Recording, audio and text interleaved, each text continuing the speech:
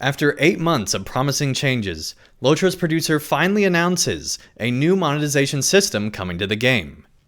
With Update 33 set to release in late April, LOTRO will be making all quests, areas, instances, and expansions released between the original launch of LOTRO back in 2007 and up to and including the release of Helm's Deep will be available for free to everyone. That means players will be able to go all the way to level 95 for free. All of that content over 6.5 years will be free to players. And what is that content, you might be asking? Well, the new free zones include North Downs, Evendim, Trollshaws, Misty Mountains, Angmar, Forakel, Eregion, Lothlorien, Enedwythe, Great River, and Wildermore, for a total of 7,545 LOTRO points, are now completely free to all players. Also free are the first 5 expansions to the game, including Moria, Mirkwood, Isengard, Rohan, and Helm's Deep, a total of $50. Also included in these changes are the Warden and Runekeeper, which come with Moria, as well as the Beorning, which was released in 2015, well after the release of Helm's Deep, and also the High Elf, which was released with Mordor, well after the release of Helm's Deep. And so that's a total of 9,545 LOTRO points free for all players with the additional $50, which makes it a running total of $145.45.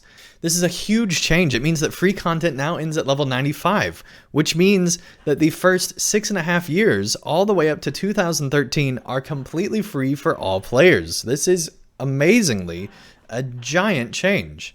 A change that I think LOTRO's producer downplays. They say that this is the biggest change that they've had since LOTRO went free-to-play all those years ago, but I think this is a bigger change. LOTRO's initial move to free-to-play just made the starter zones free, and then later they added in the Lone Lands, and that was it. Once you had done that, there was nothing else free. This is now multiple expansions worth of content, not to mention all the side zones, all free for all players, including classes and races as well. In my humble opinion, I honestly believe that this is potentially the biggest change LOTRO's ever had. It's certainly the biggest change of their monetization policy, in my opinion. An interesting side effect of these changes, whether the LOTRO devs realize it or not, they've actually made good on an old bad PR move that was perceived at the time of Helm's Deep's release. For those that don't remember, LOTRO's epic story had been free all the way up until the release of Helm's Deep. Players had assumed that Helm's Deep would continue the tradition of having the epic story be free for all players. It didn't, because epic battles were part of the epic story. And because epic battles were part of the epic story, they decided to charge for those instances, which meant players would have had to pay for the Helm's Deep expansion if they wanted to finish out LOTRO's epic story. Years later, LOTRO introduced new instances so players could bypass the epic battles and still do the entire epic story for free. But now with these changes, the epic battles are finally free for all players. And so that means whether the LOTRO developers realize it or not, they're finally making good on an old PR issue from years and years ago. And so now players can enjoy epic battles and finish out the epic story as it was originally released. Also, with these changes, it does imply that the new first paid zone will be Western Gondor, which I think is a fantastic first zone for players. It has the Paths of the Dead and non-Dawnless Day Gondor. This is one of my favorite zones in LOTRO, and I think is a fantastic first zone for players. This does bring up the question, though, if with these changes LOTRO's making to all this previous content suddenly becoming free with Update 33, will they maintain LOTRO's current accrual of LOTRO points that players can get as they go through those old areas? Assuming that they do stay the same, players should have more than enough LOTRO points accrued by the time they get to Western Gondor to just purchase it outright with the points that they've earned in the game, as well as presumably further zones into Gondor and maybe beyond. And so I think it's fantastic that this is now the new first paid zone. It certainly, in my opinion, is a way better first paid zone than the North Downs. There are also some changes coming to VIP with this update. VIP players will be getting the standard edition of the following expansions: Mordor, Minas Morgul, and War of the Three Peaks, a $70 value altogether.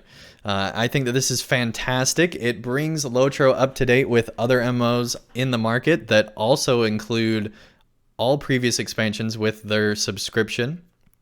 And so it makes a lot of sense that LOTRO is doing this as well. Of course, it doesn't have the newest expansion, but that's industry standard, and it seems like it's a pretty good model.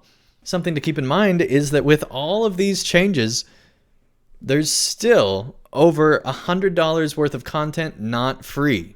If you just add up these expansions here, as well as the Fate of Gundabad expansion, this already is well over $100, and if you add in all the side zones as well, I think we're well over 150, if not to 200 or more dollars of LOTRO content that is not free still, even after all these changes. And so this change should make VIP really attractive to players that want to catch up to the existing content. Also mentioned in the letter is a new zone coming to LOTRO called the Yondershire. It will be for the first time connecting the Shire to Arid Lewin without a teleport, which I think is fantastic. Since it is connected to the actual Shire, I think it should look very similar to the Shire, and it does, and it's 2022's modern interpretation of what the Shire looks like. We also find out that we're going to be finding out about the upstart Lotho Sackville Baggins as they begin to set up the events of the Scouring of the Shire, because Lotho has to bully a bunch of local hobbits and a bunch of other things that I'm not going to spoil have to happen before we get the events of the Scouring of the Shire, which I think are still years and years away. The developers did post on the forums that the southern part of the Shire will be where the Scouring of the Shire will take place, and so we're not getting the southern part of the Shire until the Scouring happens, which is still a long way away, they say on the forums. And so in the meantime, players have a more updated version of the Shire to enjoy, and hopefully some good story as well as we begin to see Lotho taking over parts of the Shire, which I think should be really interesting. And so I'm actually excited for this update to see the stories that they begin to start to tell to set up the events of the Scouring of the Shire. Also, I haven't talked about it yet, but LOTRO updated its website, and it looks really, really good. LOTRO also has recently made the premium wallet, gold currency cap, virtue, race, class, and trade slots free for all players. And so they're making a bunch of changes right now that are reducing the financial entry cost for new players. They're making the site look better to entice players to come in and enjoy the game. And I really get the sense that LOTRO's making a lot of changes, including the upcoming graphics changes, which weren't actually mentioned in this producer's letter, as well as the move to consoles, which also wasn't mentioned in this producer's letter. And if you combine all of these changes together, I really get the sense that LOTRO is trying to become a modern game. And I think the main reason that they're trying to become a modern game is because of the upcoming Amazon series. I don't think these changes would be happening if the Amazon series didn't exist. And so it's good to see that LOTRO seems to be doing as much as it can to try to entice players to get back into the world of Tolkien ahead of the upcoming release of Amazon series, so that hopefully once that happens and all these changes come into play, the game will be able to grow. And we'll see a renaissance of LOTRO. I think that would be fantastic. Even if the Tolkien series isn't good, I think it could still be an opportunity for LOTRO to gain more players to its game. Of course, the Amazon series and LOTRO could be just two ships passing each other in the night and have no real effect on each other. I don't know exactly how much of an effect Amazon series will have, but I think it'll have some effect. But even if it doesn't, I think that these changes that LOTRO is making are moving in the right direction. They're things that they had to do to get up to par with the rest of the industry. Back in 2010, LOTRO's free-to-play policy made a ton of sense. It was the best in the market. But fast forward over 12 years, LOTRO's been left in the dust. All they did really was make the Lone Lands be free as well. That's really the only major change that they've made to the monetization in LOTRO over the past 12 years. And so I think that these changes were long overdue. I think the VIP changes with regard to expansions are something that had to happen to be competitive with other games. And the free-to-play move is also a great way to get more people introduced into this game and have them experience large portions of the game, including what many players consider the best expansion of all time, the Mines of Moria. And so I think all of these changes are fantastic. I'm really glad to see LOTRO's producer stepping out and making some bold moves. At the end of their letter, they say, "We promised that we would be making some big announcements for our 15th anniversary, and we're confident that we've delivered." I agree. But we still have a few tricks up our sleeve that we can't wait to share with you in the weeks and months ahead. 15 is quite the milestone, and we'll do everything we can to make it 15 more. And I think realistically, the changes LOTRO's making are changes that they have to make if they want to stay around for 15 more years. To be clear, I don't think LOTRO's on the verge of failing, but I do think if they want to stay relevant in an ever-changing free-to-play market, that changes like these are the things that need to happen.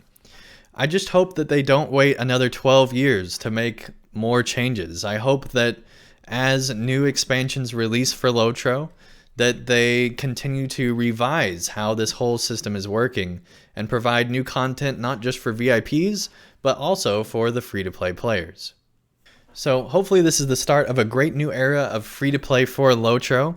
At the very least, I think that this play free has never been more true.